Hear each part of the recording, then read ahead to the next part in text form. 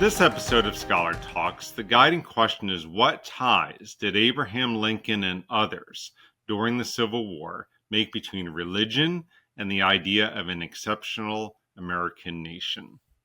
Richard Carwardine is the Emeritus Rhodes Professor of American History at Corpus Christi College at Oxford University and the Lincoln Prize-winning author of several books on Abraham Lincoln, including his latest, Righteous Strife: How Warring Religious Nationalists Forged Lincoln's Union, which is the topic of today's discussion.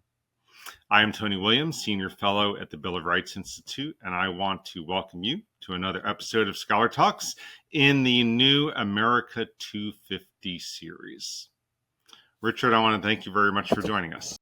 Well, thank you very much, Tony, for inviting me. I'm looking forward to our conversation. Right. Well, you know, the reason I love this book, I was really looking forward to it, and you did not disappoint. As I think I mentioned earlier when we were chatting, the real beauty of this book is just, you know, I think it's really just magisterial in terms of being the book on Lincoln and religion and understanding that milieu during the Civil War. It's the book I've been waiting for, frankly. Well, thank you. It has taken a long time for me to produce. I began work on it 20 years ago, and then it got interrupted by the Lincoln Bicentenary and then by the sesquicentennial of the Civil War. But as with many authors, COVID came to the rescue. I had a couple of years without distractions, and that's really when the bulk of the writing was done. Right, a little more time to work on it. Well, you don't have to answer because I'm going to embarrass you, but you already have my vote, not that it matters, for the Lincoln Prize. So, but no, congratulations on the release of the new book. Well, thank you. So why don't we jump in? So maybe setting the scene a little bit. So can you explain Lincoln's complex religious views and the sectional denominational divides in Christianity over topics like slavery and secession before the Civil War? Sure. Well, Lincoln's religious views before the Civil War are a matter of controversy or a matter of uncertainty. I think all one can say for certain is that he attended the Presbyterian Church, the first Presbyterian Church in Springfield, with his wife Mary. They were pew holders. She was a member. He was not a member. He was an adherent. He attended. He had certainly been attracted to the ideas of Tom Paine. He spoke about being interested in, quote, the doctrine of necessity, a kind of high Calvinistic doctrine of almost kind of predestination, which linked rather with the ideas of the rationalists of the Enlightenment. But we can say that he read his Bible. He knew his Bible as well as any other book, with the possible exception of Shakespeare. They were the two staples of his reading. He had an inquiring mind. He was an intellectual. He tussled with all kinds of intellectual issues. And I think probably by the late 1850s, we can say that he was broadly in tune with what we would say today in Unitarian theology. Not a Christian theology, but a Unitarian theology. He certainly, thanks to his law partner Herndon, read some of the key Unitarian authors, Theodore Parker being one of them. So it could be summed up in a belief in the fatherhood of God and the brotherhood of man. One thing we do know is that he had no time for pro-slavery theology. And I'll just say a little bit about that. The South, as I'm sure your viewers know, in the immediate post-revolutionary early republic period, thought that slavery would gradually disappear, and they regarded it as a necessary evil. But by the 1840s and 1850s, more and more Southerners were standing up for slavery, the principle of slavery and the goodness of slavery, and they developed a pro-slavery theology. Lincoln was deeply unimpressed with this theology, as indeed were very many other Northerners. And again, as your viewers will know, the major churches split over the issue of slavery. The biggest church, Methodism split in the 1840s, and it was a really important step on the way to civil war because the breakdown of these national institutions had implications for politics. Lincoln was not a Methodist, he was not a Baptist, he was possibly a Unitarian. He certainly was attached to the Presbyterian Church. And a Presbyterian by the name of Frederick Ross wrote a book on how slavery was ordained of God. And Lincoln wrote a little memorandum to himself in which he said, well, there's a biblical tussle. There's a tussle over the Bible's position on slavery.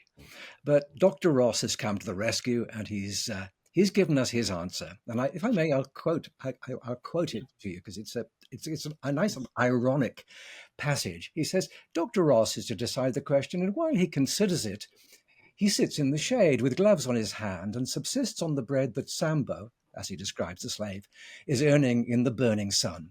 If he decides that God wills Sambo to continue a slave, he thereby retains his own comfortable position. But if he decides that God wills Sambo to be free, he thereby has to walk out of the shade, throw off his gloves, and delve for his own bread. Will Dr. Ross be actuated by that perfect impartiality which has ever been considered most favorable to correct decisions? Well, you can see where the thrust of that is. Lincoln had no time for pro-slavery theology.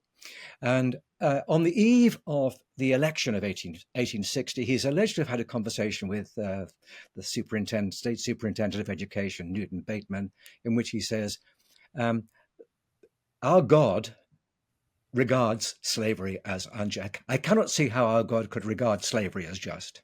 So there is a theological position there. The pro-slavery theologians that I've mentioned, above all, include James Henry Thornwell and Benjamin Palmer. And their position is that slavery is scripturally sound. The Old Testament prophets owned slaves. Nowhere in the New Testament does Christ declare slavery to be unsinful or unlawful or wrong. They come, Thornwell and his student Palmer. Thornwell is a very distinguished theologian. Palmer was his student, a very impressive and effective preacher in New Orleans. And he delivers a sermon during the winter crisis, the secession crisis in New Orleans, which circulates, it has 60,000 copies. I think it's 60,000, or is it 20,000? 20,000 copies. There's sort of circulation of about 60,000. So it makes a huge impact. And when we look at the secession movement, and the leadership of the secession movement, the political secession movement, it's quite clear that it's being driven as much by the preachers and the pulpit as it is by the political conventions. So that's the kind of setting that we have as we go into the Civil War in 1861. Right. So great. So thinking about our guiding question. So what ties did Abraham Lincoln make during the Civil War and others between religion and this idea of American exceptionalism, this religious nationalism? Mm-hmm. You're right. Well, Lincoln, on his way to Washington in February of 1861, he stops off at a number of places, including the New Jersey Senate. At which point he refers to the American people as an almost chosen people. Mm-hmm. There's that wonderful kind of Lincolnian qualification, just tentativeness.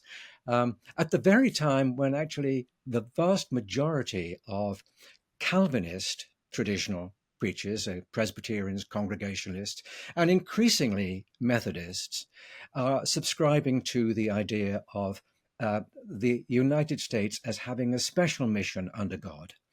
Mm-hmm. And in sermon after sermon, and there's a torrent of sermons during the secession crisis, during the fast day that James Buchanan calls on the 4th of January, and then subsequently through the war, you read those sermons and you are completely immersed in this kind of covenant theology and this idea that the United States is a modern day Israel, and that nations under God are expected to atone for their sins. Nations have a a responsibility, just as individuals do, to behave in a way that, in a godly way, in a godly fashion. God will reward those nations that walk in the paths of righteousness, and God will punish those nations that sin. That's deeply, deeply imbued in the American pulpit in the 1861 to 65 Civil War.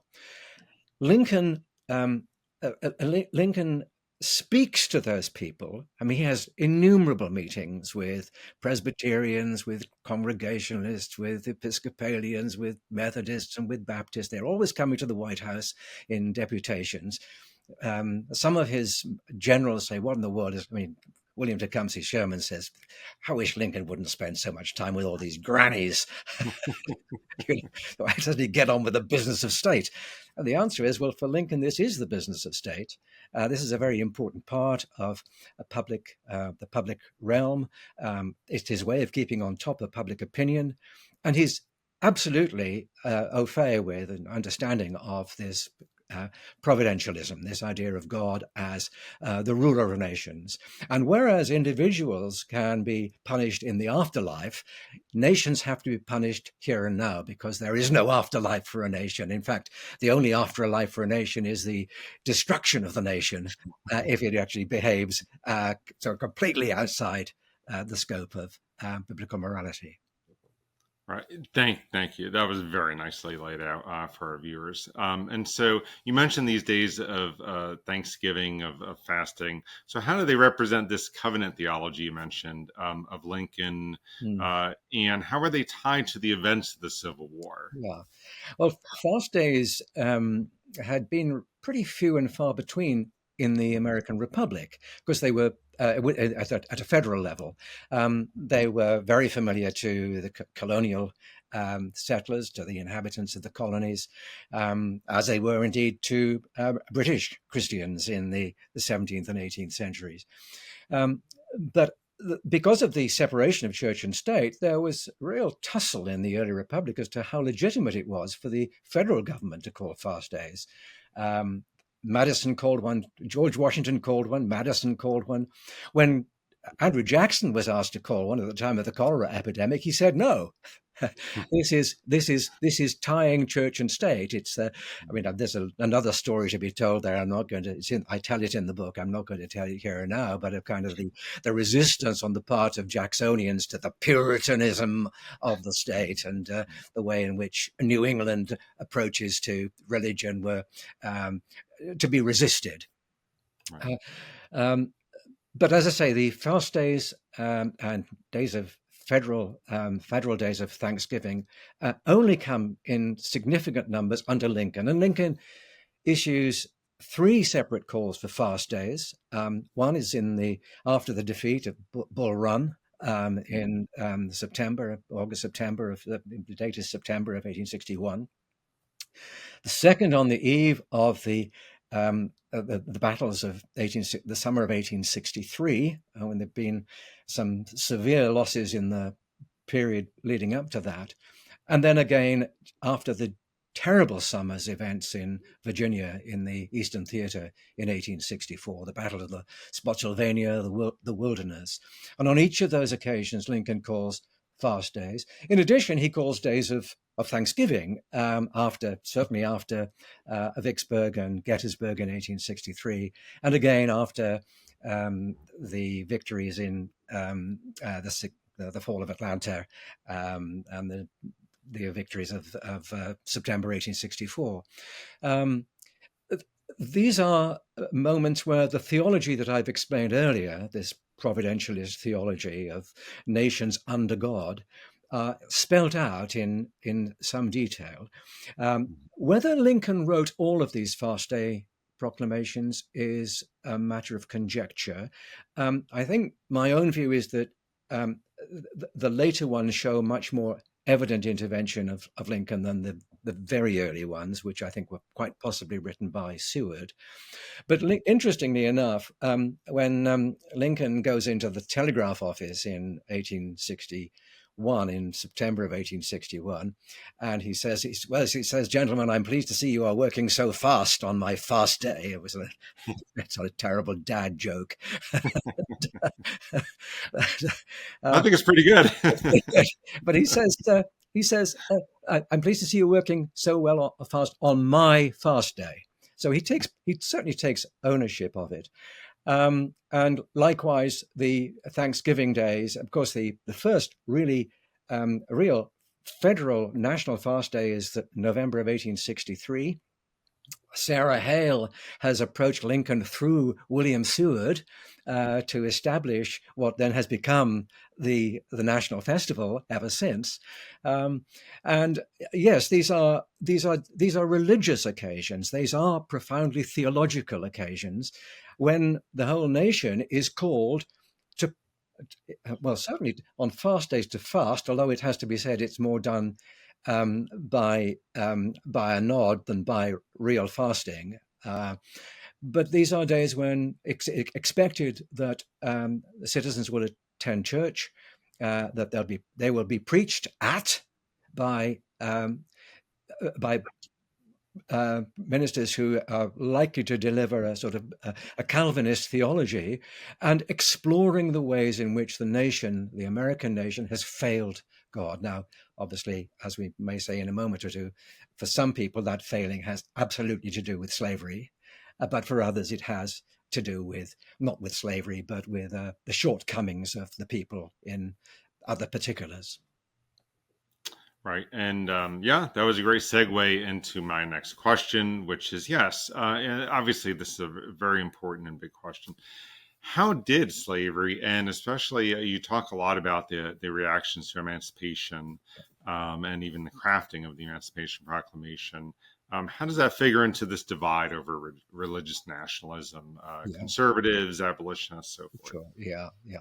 Well, one of the things I try and do in the book, and you say I succeed, so thank you, just to show how completely interwoven religion and politics are, and party politics are in the Union during the war.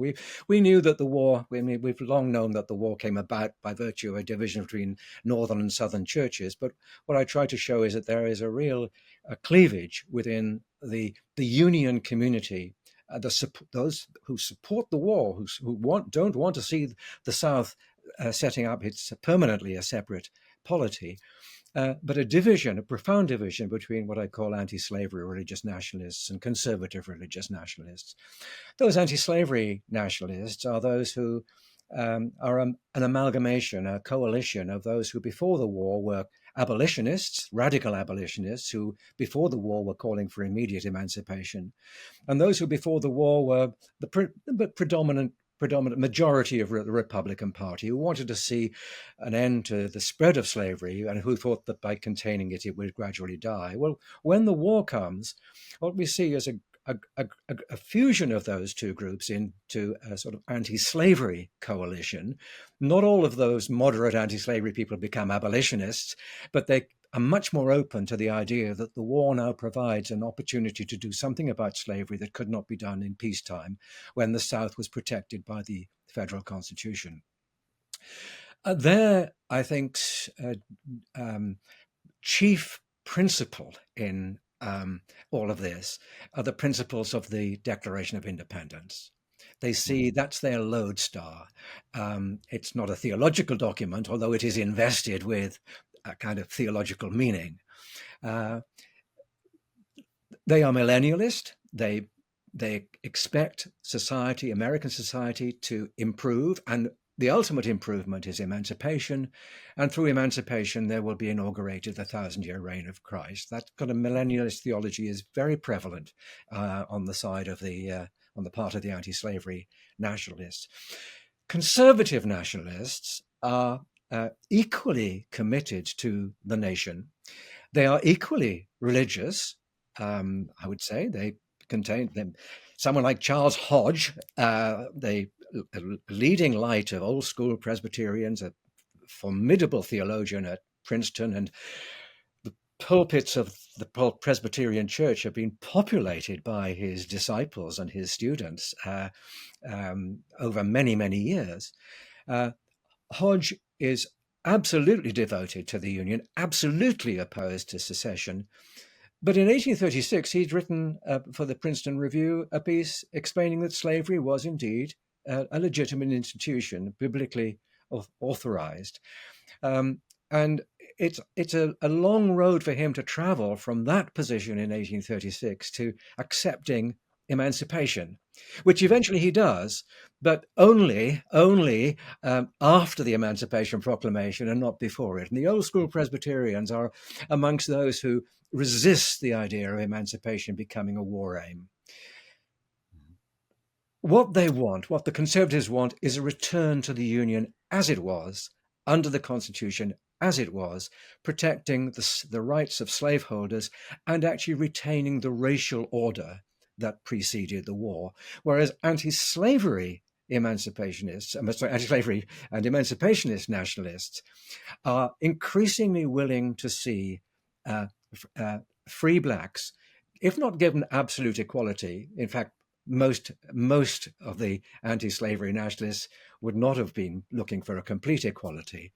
But there's a radical group of white anti-slavery nationalists and, of course, African-American anti-slavery nationalists who do want a racially blind America. And this is, in my book, a really dramatic change of the Civil War, the arrival of black troops who fight for their freedom, the presence in Washington of Frederick Douglass and other senior African-American figures who are meeting Lincoln and are persuading what you might call the political, the influential politicians of the time on the anti-slavery side, that they have an equal stake. They should have an equal stake in America post-emancipation. So those are the two groups that I'm talking about in the book: anti-slavery and conservative religious nationalists. Thank you. It's such a rich tapestry, just such a complex story. So thank you. And just the question I really love here. How does the Gettysburg Address and Lincoln's second inaugural really beautifully represent this pinnacle of Lincoln's view of religious nationalism and understanding of providentialism in American life?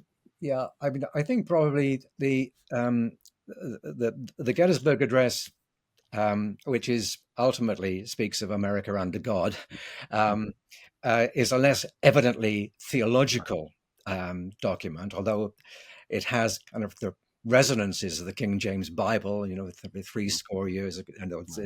It's formulated in a language which is semi scriptural. Mm-hmm. Its core claims for America as a land which is implicitly under God, implicitly on the route to full democracy. It is indeed, as you're suggesting, an important document in that respect, but it is, I think, less explicitly religious and scriptural than the second inaugural. It's a providentialist document. It's a document which is utterly apprehending of God's purposes. Lincoln, we talked about what Lincoln's views were before the war, and maybe we'll talk about how the war changed those in a moment. But what we see in this document is Lincoln speaking the language of providentialism, and that God has purposes for nations. He has purposes for the American nation, and it is very likely, evident, in fact, not just very likely, it is very evident that God is unhappy with the American nation.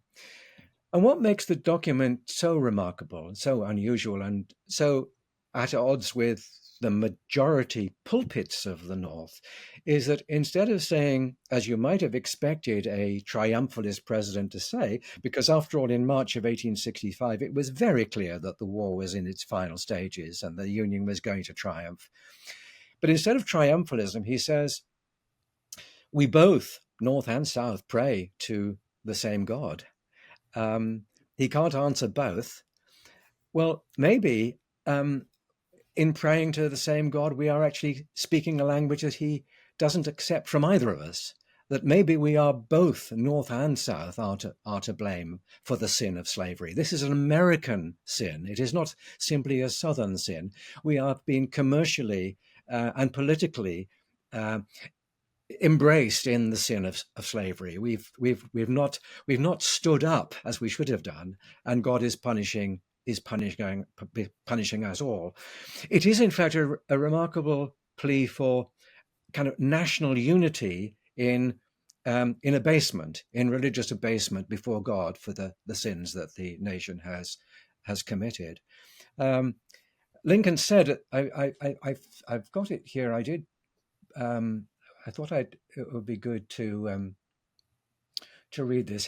He knew when he delivered this that he was saying something that was not likely to be acceptable to many people. And he wrote this to Thurlow Weed, the political boss Thurlow Weed, who had written to Lincoln. And I think Lincoln misread his letter, thinking that Thurlow Weed had commended the second inaugural. What he Lincoln, I don't think Weed had done that, but anyway, Lincoln took it to be such, and he said he'd expected the speech, I quote, to wear as well as, perhaps better than, anything I have produced. But I believe it is not immediately popular. Men are not flattered by being shown that there has been a difference of purpose between the Almighty and them. To deny it, however, in this case, is to deny that there is a God governing the world. And that's Lincoln in a private letter very clearly stating that this document, the second inaugural, was not just for public consumption, but he personally, Lincoln, believes there is a God governing the world, a mysterious God who intervenes in human affairs. And that's a dramatic statement. And then he ends and says, it is a truth which I thought needed to be told. And as whatever of humiliation there is in it falls most directly on myself, I thought others might afford for me to tell it. So there's that extraordinary humility. We're all sinful, and I'm saying that I am one of us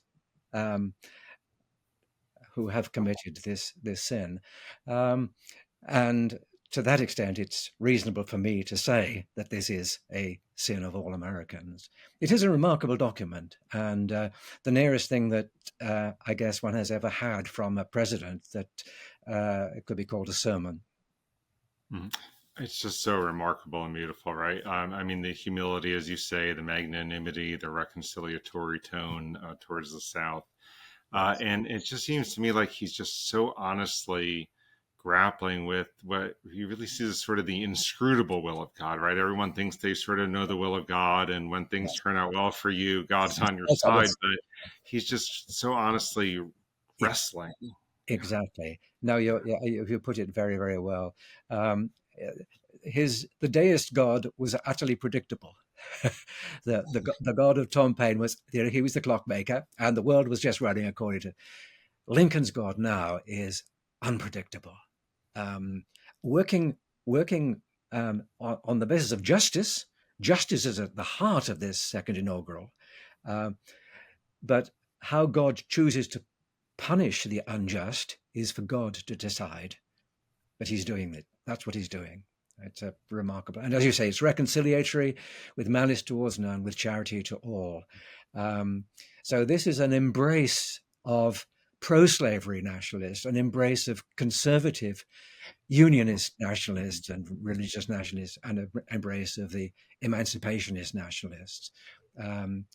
Sadly, that coalition that he wants does not survive Reconstruction, but it is what achieves the victory in the Civil War. Right, and we could use a little bit of that tone today, I might add, here in America for sure. You've sat with this, you've thought about it, you've now written about it, you've heavily researched it for a couple of decades or more now, and so I'm going to ask you a tough question, but as we wrap up here, but did Lincoln's faith grow during the war? And if so, how? I think it did. I don't think he became the Christian that many Christians wanted him to be. I think they kept pushing him, they kept asking him, but there's no clear evidence that he ever saw Christ as anything more than a prophetic figure, but not as a divine figure, um, inspired by God, but not God. Um, but what he does do during the war is turn to faith. He's a seeker after faith and a seeker after the true reading of God. Um, I wouldn't say there's anything like guilt in a Lincoln search for an almighty, but I do think that as the bringer of war, as the person who sees the deaths of hundreds of thousands, in the end, of course, 750,000 North and South, who are the victims of war, as he suffers the terrible death of his own son, our favorite son, Willie, in February of 1862, as he loses the emotional support of his wife through the rest of the war, basically, as he seeks, I suppose, for a surrogate son in John Hay, his secretary. It is no surprise, it seems to me, that he would turn for nourishment to the Bible, and he's to be found frequently reading the Bible. The housekeeper on one occasion crept up behind him to see what he was reading and discovered that, no surprise, he was reading the book of Job. And he clearly spent as much time reading the Old Testament as the New Testament, recognizing that there were lessons to be learnt there, but also recognizing that and this is what's at the heart of the Second Inaugural, that forgiveness and reconciliation are the true Christian virtues. So I think Lincoln becomes a Christian in spirit, in the sense of the reconciliatory Christ, the sacrificial Christ, and of course, then Lincoln himself is perceived at the time of his assassination as precisely that, the sacrificial figure, the Christian martyr. But I do think Lincoln's faith deepens. I mentioned earlier that providentialism becomes much more apparent. I mean, Lincoln's hostility to slavery in the 1850s is really based on Enlightenment thought and on a sense of there are certain scriptural passages which he believes slavery does not gel with. So, in the sweat of thy brow shalt thou eat bread. He turns to Genesis for that. But essentially, these are decorative, I think, more decorative passages. During the Civil War, I think faith becomes a matter of significant importance to him. And his relationship with Philip Phineas Gurley at the New York Avenue Presbyterian Church is an important one. And I'm looking forward to a book from John O'Brien on the relationship between Gurley and Lincoln. I think O'Brien will have quite a lot to say that will be helpful to understand Lincoln's own theological faith journey during the war. Good. We'll look forward to that one too. But Richard Carwardine, I want to thank you so much for this delightful conversation, and congratulations on the new book. So we wish you much success with that. Tony, thank you very much indeed. I treasure your recommendation and compliment. It's very nice to have. Thank you. Well, thank you for joining us. We're the ones who are honored. And thank you all for joining us on this episode of Scholar Talks. Please check out the other episodes of our America 250 series on YouTube and subscribe to our channel. Thank you.